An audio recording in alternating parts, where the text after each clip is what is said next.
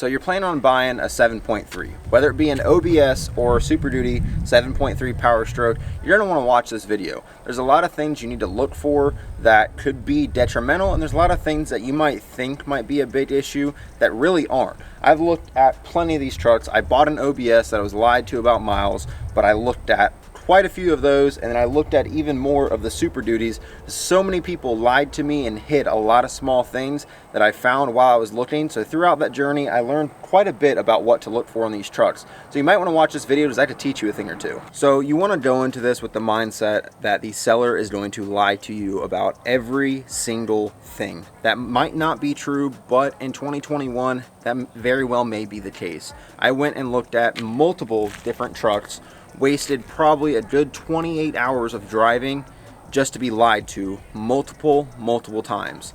If you ask the seller, does it leak, does it have any rust, and does it have any issues, and they say no to all of those, expect all three of those to be there, because that's exactly what happened to me with every single truck I went and looked at. Now, I don't want this video to be all about just the trucks I went and looked at. I want this video to be about what you need to look for. So if you guys would like to see a video talking about all the trucks that I went and looked at, what all I was lied to about, drop a comment down below and I'll gladly make a video for you guys. Now, this may sound odd to you, but when you get to the seller's location, if they're having you meet at their house, look at the condition of their house, look at the condition of their property. If you get there and the property's not taken care of, the house isn't taken care of, take it as the truck was not taken care of, because if they don't take care of where they live, they're not going to take care of what they drive. Then walk around the truck. Look for anything that just sticks out, something that doesn't look like it's supposed to be there. A big dent in the side of the truck that they didn't have in the pictures. Also, when you get to the seller's house, see if the truck is hot, if it's been running. You really want to get the truck when it has not been running. So if they want to meet you somewhere, I understand that. I don't like people knowing where I live.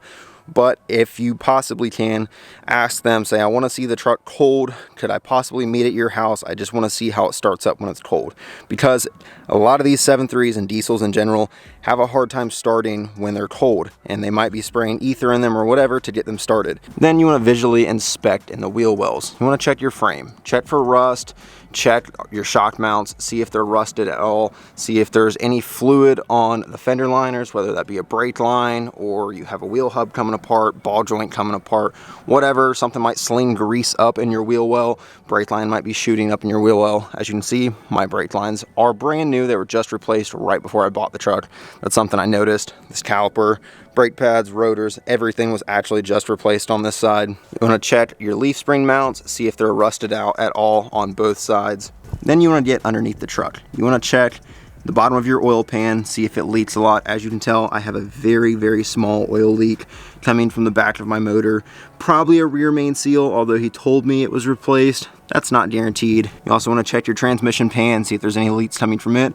As you can tell, I don't really have any serious leaks underneath here. While you're underneath here, you want to check your frame, check the bottom of your cab. You just want to be checking for rust. Any rust or anything that looks like it was once upon a time bent. You never know what the person might be hiding from you. While you're underneath the truck, you want to check the ends of your axles. This will get your hands dirty, so bring some rags with you or something to clean your hands. But you want to check and see if there's any play in this axle shaft. You can grab this joint right here, move it up and down, see if there's any play in it. That can indicate that the gears in your axle are worn out, your bearings in your axle are worn out, seals, anything. You want to check for leaks, check for play. Now, on these 7.3s, they are very known for power steering leaks. This cross member right here is coated in power steering fluid and grime. My track bar is coated in it as well. This truck does have a power steering leak. It's very common with these trucks, so don't be too alarmed when you get there. Just about everyone you see is going to have a power steering leak. Okay, you've checked underneath the front of the truck. Your leaf springs aren't rusted. You don't have any serious oil or transmission leaks. You felt the bottom of the motor. It's not hot. It hasn't been started. You checked all your joints and everything. Then you want to come to the rear. You want to check your wheel wells for rust. You want to check the cab corner for visual rust, as much of the rocker as you can see for visual rust. You also want to check the frame back here, see if there's anything that's been patched, whether they were rear-ended and the frame got bent and they straightened it out, or if there's any rust on the inside of your wheel well back here. You want to check and see if there's an aftermarket hitch installed like I have on here, which you can see in the bed.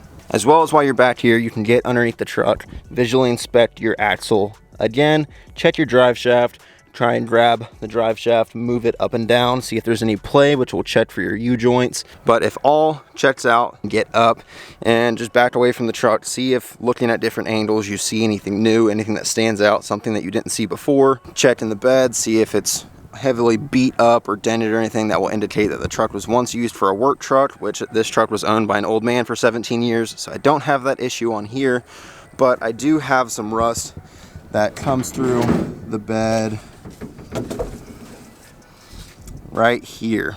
So as you can see where this bolt is, it is completely rusted through right here. That is something I noticed while I was looking at the truck, and as you can tell, it's completely rusted through right there. You can see where the rusty water runs down my frame. Now this was something while I was underneath the truck, I noticed it and I took a picture of it with my phone to show the seller after I was done looking at the truck, to let them know, hey, this is rusting right here. You're gonna have to come down on the price, son. Okay, you've visually inspected the entire outside of the truck. You've looked underneath it, you've checked all your U-joints, you've checked your seals, you've checked your oil pan, you've checked all your gaskets and everything. Everything's checked out so far, so you're like, wow, this is a really nice truck. You wanna open your door and you wanna check the bottom of your doors. Check all along here.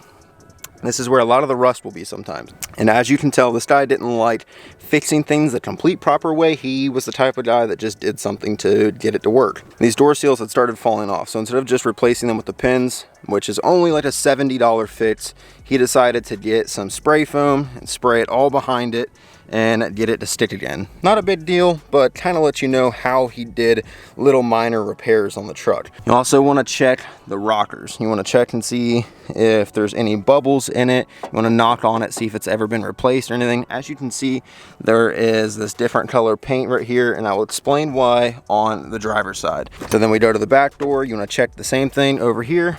Check underneath your doors. As you can see, his spray foam failed on the back door. Along our rocker and our cab corner, it's perfectly fine on this side. No rust, no anything. One thing I noticed in the pictures of this truck was the floorboard was wet. This had water in it, and it looked like the carpet was wet. That was an immediate red flag to me. I was like, what's leaking? It doesn't have cab lights or anything like that, so where is the water coming from? But unfortunately, when I asked the seller, it was sold by an older couple. They weren't very tech savvy, and they weren't really informative over the phone. But it being an older person, I was a lot more trustworthy of this person that it wasn't that big of an issue, because most older people take very good care of their vehicles. So once I got there, I did some inspecting, and the glove box actually had some water in it when I got there. And I don't know how well you guys can see it as I've cleaned it, but you can see the rusty water sitting down inside there. So I did some inspecting. You can see the rusty water trail that came down here. And after looking, I found out that our windshield has a leak in it. It leaks somewhere along the top, and the water runs all the way down. Everything looked like it checked out okay. It didn't look like there was gonna be any serious rust anywhere, and I do plan on getting the windshield replaced. So now we're on the driver's side, we're gonna check for our rust again, and that's where this different color comes into play. So when I was underneath the truck, I noticed part of a patch panel that hadn't been covered up on the other side, and I asked him about it, and he said this rocker was replaced a couple years ago. The man didn't have the exact paint code for this truck, so he painted it this color, and then he painted the other side the same color to make it look like it was supposed to be there. But he only replaced this rocker. This rear side over here, as you can tell, there's some rust here, there's a couple rust bubbles here, and there's some more rust up here along this side. That was not known in the listing. He didn't tell me that before I drove all that way.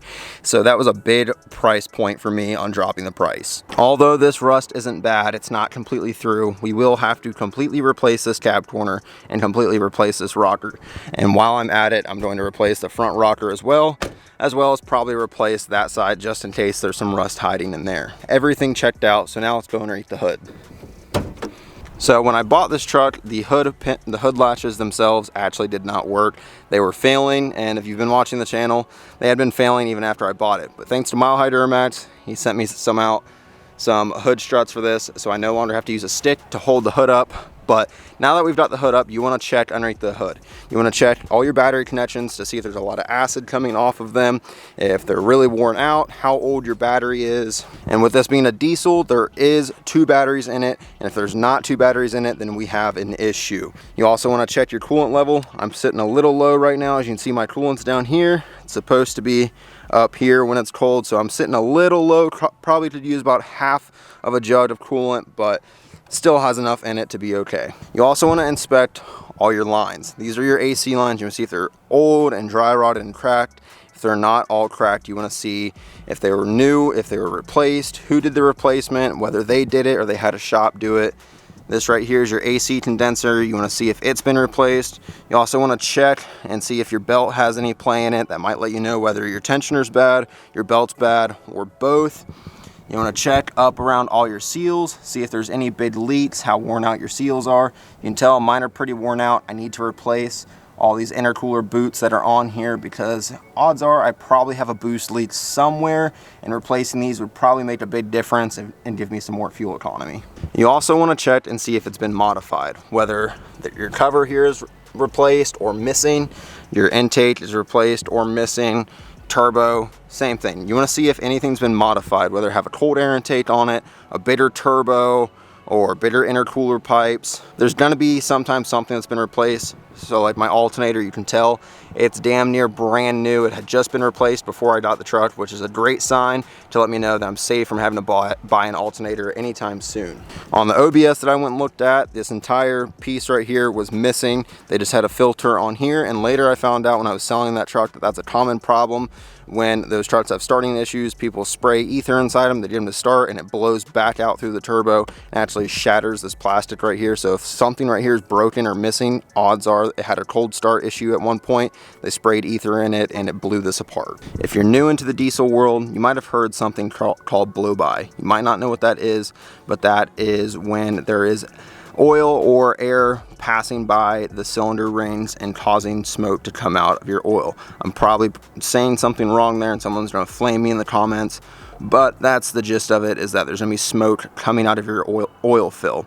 And what you wanna do while the engine is running is pull this off, flip it upside down, and make sure it's not just bouncing all around on here. If it's bouncing all around on here, you have blow-by. That could be a very serious issue. If you really want to get a good test with this, bring a ping pong ball with you, set the ping pong ball down in there, and that'll make sure that no air is escaping past it. It'll let you know if there's any blow-by at all. This truck has zero blow-by, and so we can put that back on. You also want to check your oil, so you want to pull your dipstick out, make sure the oil is not black, or if it is black, make sure it has no metallic flake to it, because that could let you know that it's got some things going on internally. You want to check your transmission fluid. This should be a bright red color and very well taken care of. If it's a dark burnt red or smells burnt, then odds are you might have transmission issues. So I don't know if you guys can see, but mine's a pretty nice bright red, which means my transmission was very well taken care of, and knock on wood, I have not had any issues out of it in the month and a half that I've owned this truck. If you bring tools with you, you can pull off your intake and check the turbo wheel for play. You can get your finger in there, pull the wheel back and forth, see if there's play in it, see if any of the fins are broke off the turbo. That'll let you know that something's went in there and hit the turbo, or the turbo's wore out and you're gonna have to rebuild it or replace it. While you're underneath the hood, you wanna check things like your brake booster, make sure it's full of fluid, your antifreeze, make sure it's full. Check your oil, your transmission fluid, make sure everything is full. That'll let you know if they take care of the vehicle and they keep check on their fluids. If it doesn't have any leaks underneath of it, odds are everything's gonna be right where it should be. Okay, everything checked out underneath the hood, everything looks good. The outside of the truck looks good. There's no serious leaks, there's no serious rust. The paint's not falling off, the body's not seriously damaged. There's not anything crazy aftermarket on the truck. It looks good. Now it's ready for a test drive. Okay, once inside the truck, you wanna check your dash, make sure it's not cracked. I had the previous owner had a cover on it the entire time he owned it, so my dash is perfectly mint, still looks brand new. He kept seat covers on everything the entire time he had it, so all my seats look brand new. There's no tears right here in the corner. There's no cigarette burns or anything like that. This interior looks brand new. But you want to check and make sure that your carpet's not wet, there's not any serious stains, any cigarette burns, a lot of plastic broken. You want to make sure that there's nothing really painted inside. A lot of the times, if the truck has been owned by a younger person, they'll paint the dash or put a tuner on the dash or do an aftermarket radio, aftermarket speakers, anything like that. Me personally, I try not to buy vehicles that have been modified because you never know what the person did to it before you got it. So a lot of the times with these trucks, if they have a tuner on them, it'll be right in here, whether it be a little switch or it'll look like a miniature cell phone if it's a Hydra tuner. There might be a little turn dial switch that's right here, or a big monitor right up here on the side. Sometimes they're down underneath here, over on this side, or even sometimes over in here. You want to check and make sure that's not been tuned. I would never buy a pre-tuned diesel unless it's someone that you personally know, because they could have been running a hot tune on it the whole time. You might have trans issues. You never know. It could have been dogged its entire life. All right, so you turn your key forward. You see your wait to start light come on. You check all your lights over here. Once the wait to start light turns off, start the truck up. See what lights stay on. As you can see, my seatbelt light's on. That's the only light that's on the dash, no other lights. One thing you want to check for, I noticed on another truck I looked at, make sure all of these are turned. So one truck I went and looked at, the guy was claiming that it had 260,000 miles and it was stuck right here. It was at 2.6, the 7 was starting to turn, but it was still on like 4.3 something or whatever here. So the 7 had no reason to turn. It's because it was stuck. So beware when you are looking at these old style gauges that one of these isn't stuck somewhere and that it's actually turning over. So once you have the truck on, something you want to check for that I think is a must down here in the south, you want to check your AC. So you're going to put it all the way cold and to put it on max AC and put it on full blast. So right now it's blowing out of the vents, but one truck I went and looked at that I was told the AC worked, it was not even blowing out of the vents. It was just disappearing into the dash. So you're going to make sure that it works through all vents. So right here is our floor, and now it is now blowing down here. And then we have our dash. And as you can see by dash cover, it is in fact blowing because that is shaking. So now we can put it back over facing us, and just like that, it's now blowing at us. Okay, so you want to sit here and let the truck idle. Just let it idle, see if it fluctuates, see if your RPM fluctuates, anything like that. That'll let you know whether you have injectors going out or anything. And if it's cold outside and you go to start it and the truck has a hard time starting, it's either going to let you know that you have glow plugs that are bad or the glow plug relay has gone bad. For me, I don't really care if the radio or anything works, but what you can do is put it on a local radio station, turn it on, make sure that everything's working properly. Check all your little things while you're sitting here waiting for the truck to warm up. Make sure all your gauges work. Everything is working. So while we sit here and let this warm up, you want to let your diesels warm up for a good 5 minutes. Make sure your oil's up to temperature and you're not going to damage anything. While you're sitting here, you can also check, make sure your windows work. All my windows work. This truck did not come factory with power mirrors, so I can't test that. Check for any lights to come on, anything like that. If you have a stand tool, you can bring it with you. So you want to make sure that the truck goes into all gears, of course. So check your reverse, check drive, check your first and second, check your overdrive button, see if it works. If the truck is 4-wheel drive, you want to check and make sure that it goes into 4-wheel drive, doesn't just light come on and nothing actually shift inside the transfer case. And then as you're driving, check and see how it shifts through the gears. All should be nice and smooth. You shouldn't have any super hard shifts or any hesitation where it starts to shift and it's kicking in and out of gear. That's going to let you know that you have issues with the transmission. You also want to try and drive the truck for 10 to 20 minutes. Let it get up to operating temperature. Make sure your transmission gets up to operating temperature and everything is still shifting, truck isn't overheating. One thing that is very common with these 99 to 03 trucks is having issues with cruise control. It was actually a recall from Ford when these trucks were new for having issues with the cruise control. So you want to check these trucks, make sure cruise control works. One of the trucks I went and looked at, cruise control did not work, and a couple of trucks I messaged about, cruise control did not work. But all of those people did tell me in the very first message that there was nothing wrong with the truck. And then when I started asking specific questions, that's when stuff started coming out because they knew I kind of knew what I was looking for. Be very straight up with the people when you're trying to buy a truck. message them and ask specific questions. Don't just say, in general, is everything working? So you want to ask to make sure cruise control works. Ask and make sure the AC blows out of all of the vents, that the heat works, that the four-wheel drive itself works, that there's any leaks. And if they say there's no leaks, ask for pictures underneath the truck.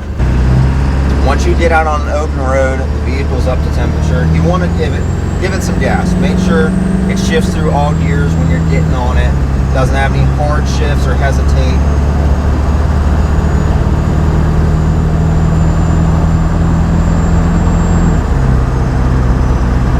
So as of right now, I am in overdrive. I'm running 65 miles an hour. I don't have any shakes. The vehicle isn't pulling me all over the road. Now this is a good time to set your cruise control and make sure that it works. So you want to turn your cruise control on and set it. And just like that, my cruise control is set, and I know for a fact that the truck works. I also want to turn it off and make sure that works. As you can hear, the truck just kicked down, indicating that I turned cruise control off. Don't drive with the radio on or the AC on full blast or anything like that.